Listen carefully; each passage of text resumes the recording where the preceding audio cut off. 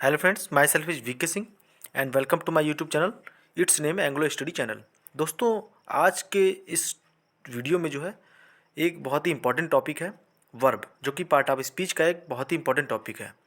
Verb के बारे में हम डिस्कस करेंगे दोस्तों, आप देख पा रहे होंगे।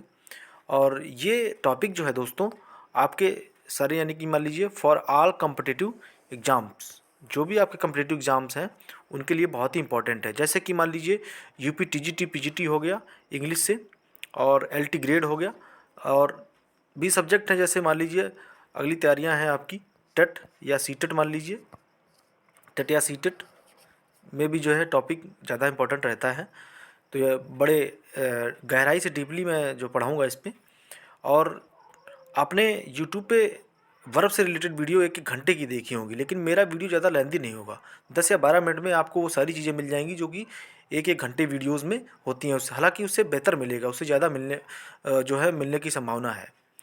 और जो है उससे पहले मैं आप लोगों से रिक्वेस्ट करना चाहूँगा कि मेरे चैनल को जो है सब्सक्राइब जरूर कर लें और मुझे सपोर्ट करें, ताकि मुझे अच्छा सा एक मोटिवेशन मिले। जी हाँ दोस्तों, तो चलिए दोस्तों शुरू करते हैं। देखते हैं सबसे पहले यानी कि जान लेते हैं कि वर्ब होता क्या है। आखिर वर्ब जो होता है वो होता क्या है, इसके बारे में पहले जान लेते हैं। बेसिक से मैं बिल्कुल शुरुआत कर रहा हूँ। जैसे कि वर्ब यानी कि वर्ब को हिंदी में क्रिया कहते हैं। वर्ब को हिंदी में क्रिया कहते हैं, और इसकी डेफिनेशन जो है a word which denotes the being or doing of an action is called a verb. जैसे कि वह शब्द जो किसी काम का करना या होना प्रकट करता है वह वर्ब यानी कि क्रिया कहलाता है। जैसे कि मान लीजिए एग्जाम्पल के थ्रू समझेंगे, मैंने बेस्ट एग्जाम्पल्स भी लिए हैं ताकि आपको बड़े आसानी से समझ में भी आ जाए हर एक वर्ब। दे प्ले क्रिकेट यानी कि वे क्रिकेट खेलते हैं। तो यहाँ पे जो प्ले है ये एक वर्ब है, और अभी मैंने डेफिनेशन में बताया जो कि काम का करना या होना प्रकट करता है। यहाँ पे प्ले यानी कि खेलना, क्रिकेट को खेला जा रहा है, तो प्ले जो है यहाँ पे एक वर्ब का काम कर रहा है। आगे दूसरा सेंटेंस है we have won the match, हमने मैच जीत लिया है या हम मैच जीत चुके हैं।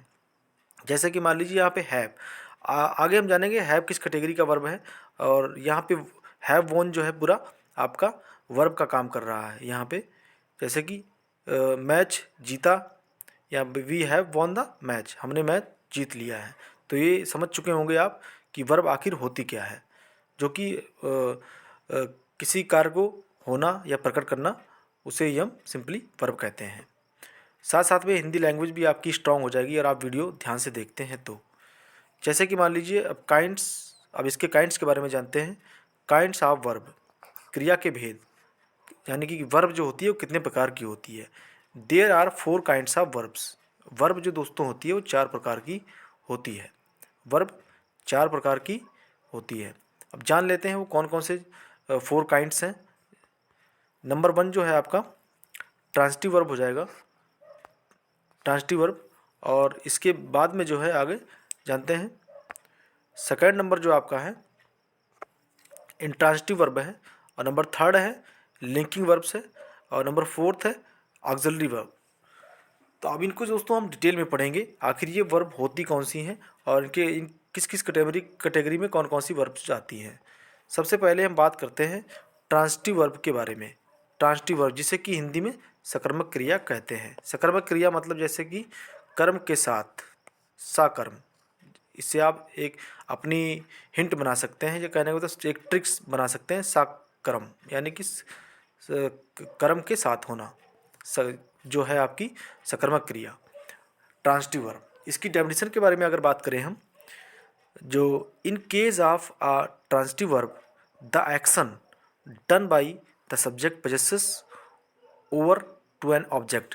सिंपली मैं आपको एक बात बताना चाहता हूँ, डेफिनेशन बाद में पढ़ेंगे, पहले एक बात जान लीजिए कि जो आपका ट्रांजिटिव वर्ब होता है इसमें एक ऑब्जेक्ट की ज़रूरत पड़ती है, और साथ ही में आगे जो आपका है इंट्रांजिटिव वर्ब, इसमें ऑब्जेक्ट नहीं होता है। आकर्मक जो यानी कि इसमें हिंदी में दिया है आकर्मक, यानी कि बिना कर्म के आकर्मक।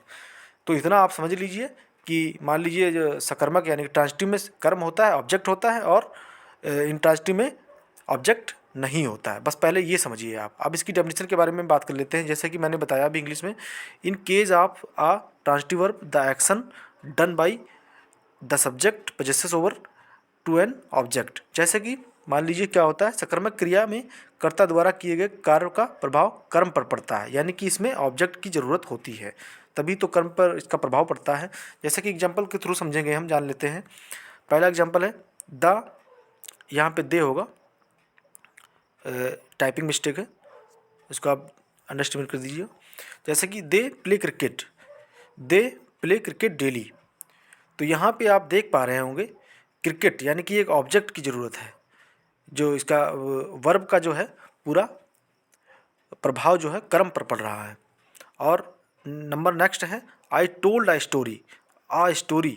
तो कहने का मतलब जो ऑब्जेक्ट है यहाँ पे आ स्टोरी, पूरा प्रभाव जो है इसका कर्म पर पड़ रहा है। तो ये सारे जो है आपके प्ले, टोल्ड, ये ट्रांजिटिव वर्ब में आ जाएंगे। आगे हम बात करेंगे इंट्रांजिटिव वर्ब के बारे में। जैसे कि मैंने अभी बताया कि इंट्रांजिटिव वर्ब को हिंदी में अकर्मक क्रिया यानी कि अकर्मक क्रिया कहते हैं बिना कर्म के, जो कि इसमें सेंटेंस को ऑब्जेक्ट की ज़रूरत नहीं पड़ती है। In case of an intransitive verb the action denoted by the doer stops with the doer and does not pass over to an object. जैसे कि इसको समझते हैं, अकर्मक क्रिया में कर्ता द्वारा किया गया कार्य कर्ता तक ही सीमित रहता है, यानी कि सब्जेक्ट तक ही सीमित रहता है, तथा इसका प्रभाव कर्म पर नहीं पड़ता है, यानी कि जो इसका इफेक्ट है वो सब्जेक्ट पर ही पड़ता है, यानी कि इसमें ऑब्जेक्ट पे इफेक्ट नहीं पड़ता, ऑब्जेक्ट होता ही नहीं, कहने का मतलब। जैसे कि मान लीजिए a tree grew in this park, तो इसमें दोस्तों जो है ग्रीव यहाँ पे इंट्रांजिटिव वर्ब है। आगे हम समझेंगे इसी के साथ। अगला एग्जाम्पल है the stars twinkle in the sky. तो ये ट्विंकल जो है यहाँ पे आपका इंट्रांजिटिव वर्ब है। तो ये आपको समझ में आ गया होगा ट्रांजिटिव वर्ब और इंट्रांजिटिव वर्ब क्या होते हैं। इसी के साथ आगे बढ़ते हैं लिंकिंग वर्ब, यानी कि इसे कहते हैं हम हिंदी में लिंकिंग वर्ब को संयोजक क्रिया। जैसे कि इसकी डेफिनेशन देखते हैं, the verb which joins the subject with its complement in sentence is called linking verb. दोस्तों लिंकिंग वर्ब का केवल एक ही काम होता है, जो कि सेंटेंस को जोड़ना। कहने का मतलब जब वर्ब वाक्य में सब्जेक्ट को उसके कंप्लीमेंट यानी पूरक, कंप्लीमेंट को हिंदी में कहते हैं पूरक, इसे कहते हैं पूरक, पूरक जो जोड़ता है उसे लिंकिंग वर्ब कहते हैं। अब एग्जांपल से समझते हैं।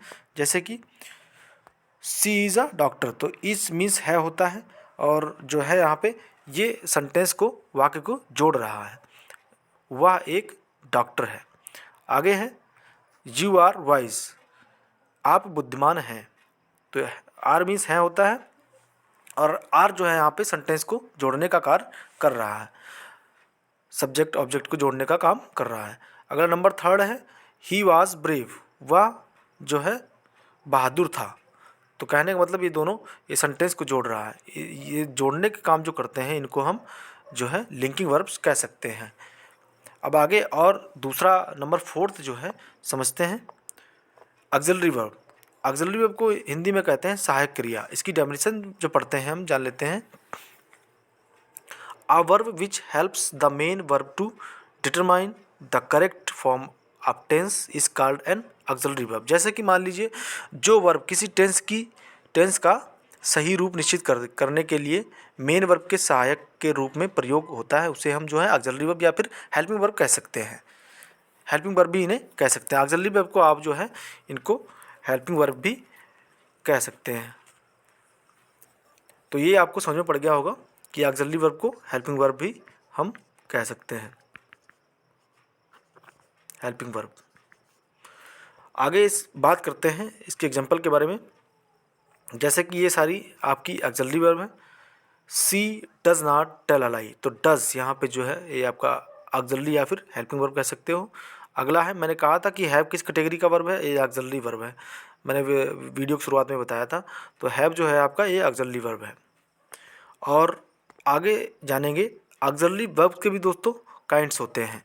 ऑक्सिलरी वर्ब्स यानी कि ये भी दो प्रकार की होती हैं। नंबर एक तो प्राइमरी ऑक्सिलरी वर्ब्स और दूसरी जो होती हैं वो आपका मॉडल ऑक्सिलरी वर्ब होती हैं। अब जान लेते हैं कि प्राइमरी ऑक्सिलरी वर्ब में कौन कौन सी वर्ब आती हैं। सबसे पहले तो जानते हैं फॉर्म ऑफ बी की फॉर्म में जैसे कि आपका इज हो गया, एम हो गया, आर हो गया, वाज हो गया, वर हो गया, ये सारी आपकी प्राइमरी ऑक्सिलरी में आती हैं।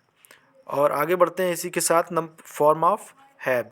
फॉर्म ऑफ हैव में जो दोस्तों आता है आपका हैज़ आ गया, हैव आ गया, हैड, ये सारी जो है आपकी प्राइमरी ऑक्सिलरी वर्ब है। और इसी के साथ आगे देखते हैं फॉर्म ऑफ डू के फॉर्म में जो आपका डू है, डज है, डिड, ये सारी आपकी जो है प्राइमरी ऑक्सिलरी वर्ब है। अब नंबर जो है सेकंड है, यानी कि ऑक्सिलरी वर्ब का जो सेकंड नंबर है ये जान लेते हैं। मॉडल ऑक्सिलरी वर्ब इसे कहते हैं। और इनमें कौन कौन सी वर्ब आती हैं, विल, शैल, और जो है थोड़ा हमारा डैशबोर्ड गड़बड़ है, will, shall, can, could, may, might, should, would, are to, must, need, dare, etc. तो ये सारी जो है आपकी मॉडल ऑक्सिलरी वर्ब है।